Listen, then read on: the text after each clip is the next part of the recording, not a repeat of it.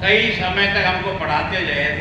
अगर हार गए तो अकबरी की सेना खमनोर तक भागी, क्यों? आगे आनी चाहिए थी ना। अगर हम हार गए तो सभी जानते हैं कि रक्त तलाई तक जो है ना वो उल्टे भागे हैं, इसका मतलब हारे नहीं है। प्रताप को सुरक्षित निकालने के लिए जरूर प्रयत्न हुआ, ताकि कम से कम अगर प्रताप जिंदा रहेगा तो आज़ादी का दीपक जिंदा रहेगा।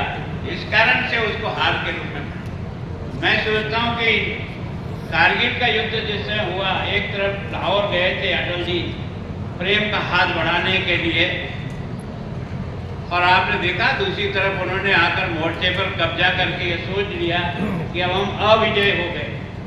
कारगिल की चोटी पर वो थे, हम नीचे थे, लेकिन हमारे सैनिकों ने मतलब किस तरह से बलिदान देकर के कारगिल से उनको खदेड़ा कि वो वापस कहीं दिखे भी नहीं। और हमारा वहाँ तिरंगा झंडा जब लहराता हुआ दिखा तो लगा कि यार भारत की सेना मरने से नहीं घबराती है, लेकिन विजय को हासिल करके ही दम लेती है।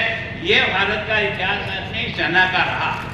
मैं सोचता हूँ ये जो फेस्टिवल है आपका, इस फेस्टिवल का सबसे बड़ा जो माना यह है कि जो कुछ भी हुआ है उसको सही ढंग से सही तक पहुंचाने का प्रयत्न करना। ये जो काम जिन जिन बंधुओं ने भी किया वो बहुत स्वागत के योग्य है, क्योंकि आने वाली पीढ़ी तो प्रत्यक्ष तो जानती नहीं है। जो कुछ लिखा है उसको पढ़ करके ही हम उसके बारे में कुछ अपना विचार बनाएंगे। तो मैं सोचता हूँ वास्तव में इसके लिए बहुत बहुत आप सबको मेरी तरफ से बहुत बहुत अभिनंदन। फिर आपके एसोसिएशन ने प्रयत्न किया कि केवल पहले चंडीगढ़ में होता था, अब अमृतसर में भी आपके इस फेस्टिवल के कार्यक्रम से आपने उनको जोड़ने का प्रयास किया। इसी तरह से फिरोजपुर में भी आप अपना इस फंक्शन को आगे बढ़ाया। सच में मैं सोचता हूँ कि जिस प्रकार का ऑर्गेनाइजेशन बना करके आपने इस सबको जोड़ करके इसको जिस ढंग से आगे बढ़ाने का प्रयास किया, उसके लिए वास्तव में आप ये मैं सोचता हूँ कि पंजाब में भी जैसे field marshal Sam Manekshaw यहाँ हुआ है, air chief marshal Arjan Singh, सूबेदार जोगेंद्र सिंह, भाना सिंह, लेफ्टिनेंट जनरल भगत सिंह, मतलब एक तरह से पंजाब तो मतलब एक तरह से हमारे सेना और सेना के अधिकारियों से भरा पड़ा।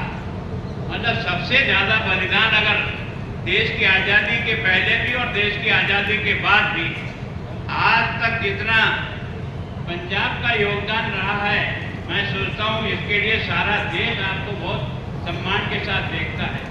मेरे अकेले चंडीगढ़ में ही जब मैं इतने रिटायर्ड अधिकारियों को देखता हूँ और उनको देखता हूँ, मुझे आपकी कृपा आप करो, मेरे को मोटरसाइकिल पे जो आओगे।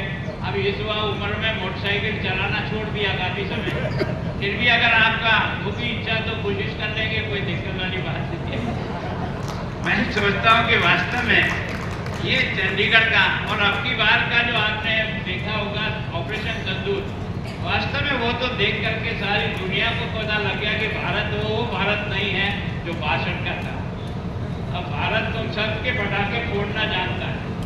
जिनको ये लगा था ना कि हमने तो ऐसा पटाखा बना दिया जो दे दिया पाकिस्तान को, चाहे जब फोड़ देगा, उतने ड्रोन इतनी मिसाइल जो थी सारी की सारी हवा में उड़ गई। इसका मतलब भारत की ताकत को इस पहली बार एहसास हुआ। और आपने जो ब्रह्मोस्त्र का जो प्रयोग किया ना, एक ही गया था, एक नहीं सारी दुनिया को हिला दिया कि भारत के पास जिस प्रकार की शक्ति है, ये अणु शक्तियाँ तो कहीं रह जाएगी, वहीं फूट करके बर्बाद हो जाओगे। इस बात का एहसास करा दिया, जिसके कारण से दुनिया आज जो मानती है हमको, वो हमारी ताकत से मानती है। बाकी तो लाल बहादुर शास्त्री ने छोटा आदमी तो जरूर था, लेकिन जिस हिम्मत से उसने युद्ध और अमेरिका को ललकार कहा था कि मैं कोई समझौता नहीं करूंगा, पर दुर्भाग्य था हमारा कि हम हमेशा फौज से जीतते हैं, सेना से जीतते हैं, लेकिन टेबल पर हार जाते हैं। और उसके कारण से हमको कई बार नीचा देखना पड़ा। बाकी हिंदुस्तान की फौज ने इस बात की चिंता नहीं की कि इसका परिणाम क्या होगा, मेरे घर का क्या होगा, मेरी पत्नी का क्या होगा, मेरे बच्चों का क्या होगा। वो केवल और केवल हिंदुस्तान के तिरंगे को देखता है और उसकी रक्षा के लिए अपने को कुर्बान कर देता है। इतनी मजबूत फौज किसी दुनिया में किसी के पास नहीं है। लोग बच करके युद्ध लड़ना चाहते हैं, हम सारा सामना करके युद्ध करना चाहते हैं। और आपने देखा होगा 62 के युद्ध में भी हमारे फौजियों ने जिस प्रकार का कीर्तिमान स्थापित किया, बिना हथियार के भी ढेर करके जो है ना परमवीर चक्र प्राप्त करने का अगर सौभाग्य किसी को मिला तो भारत के बहादुर जवानों और अधिकारियों को मिला है। इस बात को ठीक नीचे तक पहुंचाना ये बिना लिटरेचर के संभव नहीं होता। आप और हम यहाँ आज भी जनता हैं, तो गीता और महाभारत का रचना हो गई, इसके कारण से जानते भगवान राम क्या हुआ और क्या नहीं हुआ। अगर तुलसीदास जी लिखते नहीं तो आप और मैं कहाँ से पढ़ता। आज जो कुछ भी लिख रहे हैं वही तो आगे की पीढ़ी को जाने वाला है, उसी में से तो उसको मिलने वाला है। और आज आपने यहाँ 3 बुकें जो है लॉन्च की है, मैं उनको धन्यवाद देता हूँ। वो छोटी सी बच्ची ने भी पहली बार इतना तगड़ा प्रयास किया कि आप सब लोग उसकी ताली बजाकर उसका अभिनंदन करो।